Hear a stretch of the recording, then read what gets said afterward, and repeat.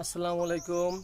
আজকের আমার ছাদ বাগানের একটি ভিডিও করে দেখাবো যে আমি ছাদ বাগানে কি কি গাছ লাগাই এবং কিভাবে সেই গাছগুলো বেড়ে উঠছে এবং গাছগুলোর পরিবেশ এবং অবস্থান সম্পর্কে আমি এখন আপনাদেরকে দেখাবো। ছাদ বাগান একটি জটিল কাজ, খুবই পরিশ্রম করতে হয়, মেধা খাটাতে হয়। কখন কি সার প্রয়োগ করতে হবে, কখন পানি কেমনভাবে দিতে হবে, এগুলো না জানলে ছাদ বাগান করা যায় না।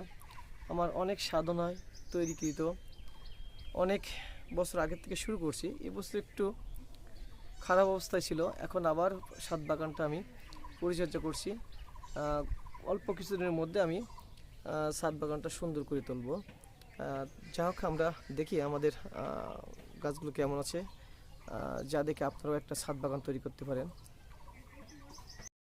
আমার ছাদ বাগানের টবেতে লাগানো এই ড্রাগন গাছ, এটি প্রতি বছর অসংখ্য পরিমাণ ফল দিয়ে থাকে। একটি আছে, এখন আমি আরও দেখাচ্ছি।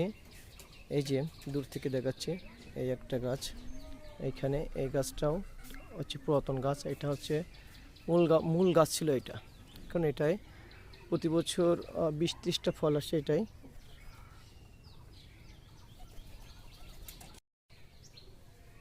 এই যে বড় টপ, এখানে ছোট ছোট কালার মাছের চাষ করা হয়। এটি আমার লিচু গাছ, চায়না থ্রি লিচু, এবছর ফল আসেনি। পাশে এটি একটা বনসাই বট বৃক্ষ, বয়স 8 বছর। এটি গন্ধরাজ ফুল গাছ, এটি আমার অতি শখের গাছ। এটি টব খালি রাখা হয়েছে মাছ চাষের জন্য। এখন যেটা দেখাচ্ছি এটা হচ্ছে আমার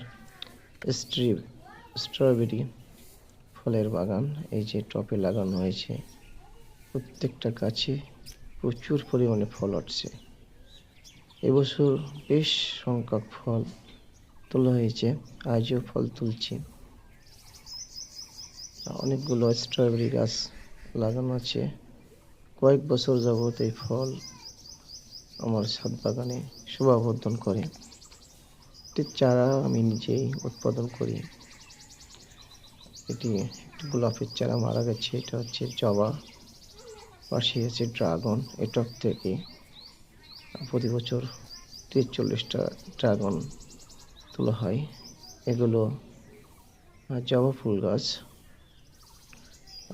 2টা জবা ফুল গাছ।